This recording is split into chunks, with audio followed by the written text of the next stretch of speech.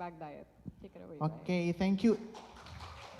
Thank you. Meet and greet later tonight at the Organics Fair. Would you mind to swipe? Because I want to stand, because if not, I will go sleep talking. Okay. Thank you, everyone. Please bear one sessions again. After this, we are going to have the snacks over there and visit the Organics Fair again. So my name is Rahyang. I'm with the Indonesia Plastic Bag Diet and also the advisory committee of Gaia. So I'm watching you guys because we will have a regional meeting in April. So I will give you the notes. Okay, so for the last 2 days, we've heard and we learned that the advocacy, it's not an instant process. It takes a village and it took a long time. So this is our stories about the first 10 years, a decade of advocating for the single-use plastic ban. So next slide. So how it started. So we started with an online petitions, hashtag pay for plastics, started by Tiza, actually after a month after her wedding day. So instead of thinking about the honeymoon, she's thinking about how to save the planet. So yeah, we started an online petitions, but online and social media itself will not go anywhere without any real actions in the field. So we met a lot of government officials from the ministries, from the cities, and the media and the community to talk more about why we need a plastic bags ban. Because 10 years ago, the talks about this thing is still very low. If we compare to today, there's a lot of talking in the media and the social media about the plastic pollutions. And it's an old story, a tale as old as time. I saw Belle. Where's Belle? So let's see how it's going. So next slide. So the first milestones was that the Minister of Environment and Forestry of Indonesia responded to our petition. So and here follow up the petition into a trial of paid plastic bags in 23 cities in Indonesia. And it impacted into a 55% of plastic bags reductions in the supermarkets only. But it's not over yet. Next slide. These two cities, Banjarmasin and Balikpapan in Borneo Island, is the first two cities in Indonesia to ban single-use plastics. And it's very challenging for them to be the first cities to ban single-use plastic because they don't know how to start. They don't know how to learn about how to ban single-use plastic in supermarket, but they did it and they inspired other cities. Next slide. Bogor and Bali became the next regions in the country to ban single-use plastic. Even Bali, it's not only plastic bags, but also cutleries and, but also straws and polystyrene foam. It's not over yet. Next. Bandung and Jakarta, the capital city, also banning single-use plastics. While Bandung is different stories, they have the phased implementation for 5 years to really ban single-use plastic. And it's also one of the biggest achievements from our late mayor, raised in power for Mang Oded. He was the champion to accelerate the single-use plastic reduction in Bandung. And it's not over yet. Let's see how it goes. Next slide. We have more than 100 cities in Indonesia to have the regulation on single-use plastics. Don't get too excited because we need to check whether they really implement it or not. And we will start it this year. So we will work with the Ministry of Environment to assess the implementation, what works and what doesn't work, and then we can help them how to improve the implementations. Next slide. So other than advocacy part, we have another additional project similar with the plastic-free campus. We have the Enviro Challenge.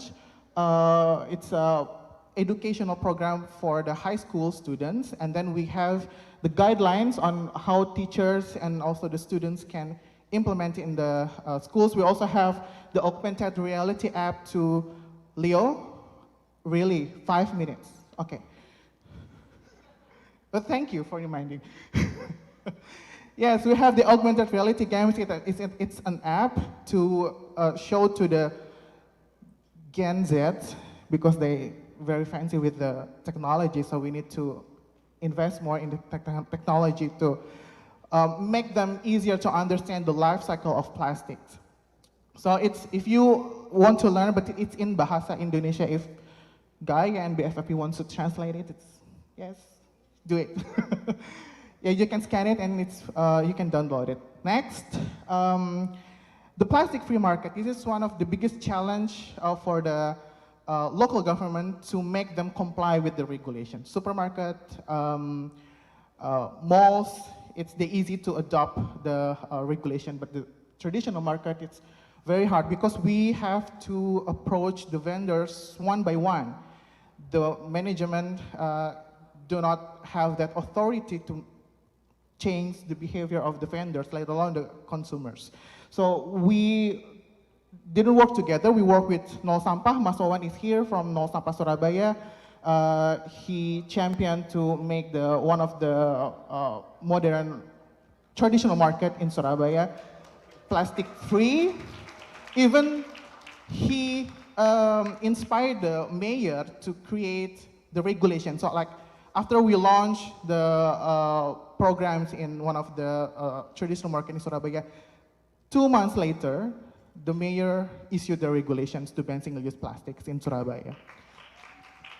So next is, we also work with PPLH Bali. Again, Bu Catur, thank you for your cooperation. So we have, and Ibu Mila ya, because we have one art traditional market in Gianyar. So if you visit Bali, don't forget to go to Pasar Seni Guang in Gianyar. It's one of the traditional art markets.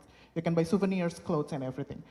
So yeah, we have like 7 cities in total, and we eager to create more impact in the traditional market because 70% of the plastic bags came from the traditional market.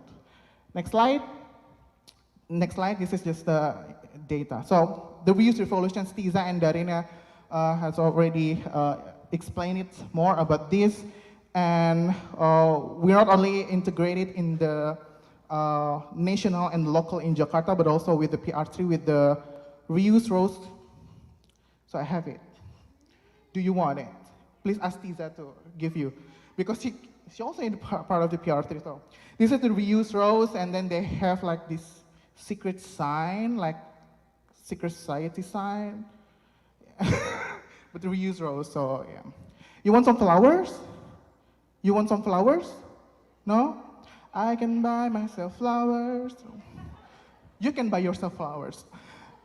Next, so what went well? So close relationship with the governments, ministries, and local government is needed to accelerate the targets of waste reductions. And we also need to give them the space to talk by themselves about their achievement, their efforts on how they can implement the single-use plastic reduction. If we refer to David's presentations before, we do not have a lot of money to do the waste treatments, let alone the waste reduction. Most of the government don't have that money to use for the waste reductions. And also, we need like a comprehensive approach, the empirical approach, the juridical approach, and social approach, like the communication strategy on how to inform everyone, to inspire everyone to make an impactful behavior change.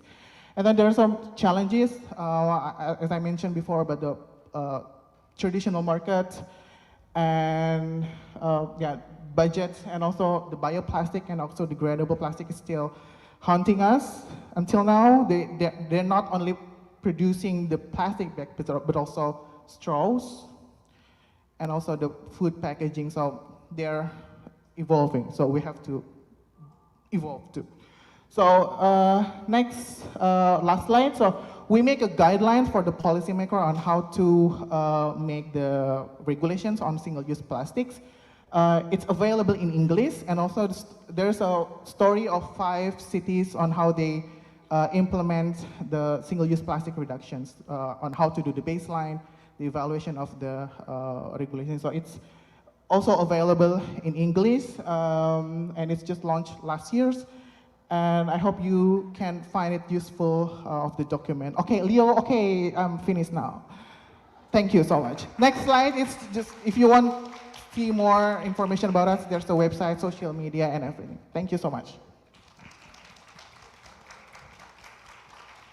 Thank you, Rayang, for that fun talk. I'm sure we're all inspired for what we can do. That's a lot of ideas to take forward in advocacy after education.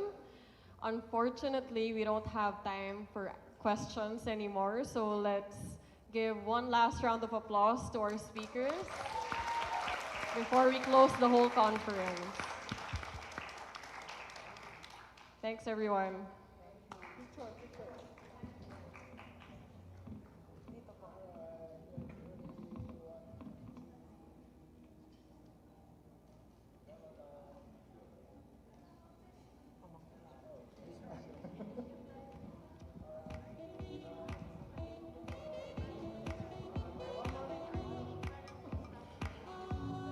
All right. What a very wonderful presentation, right? We've come to this point.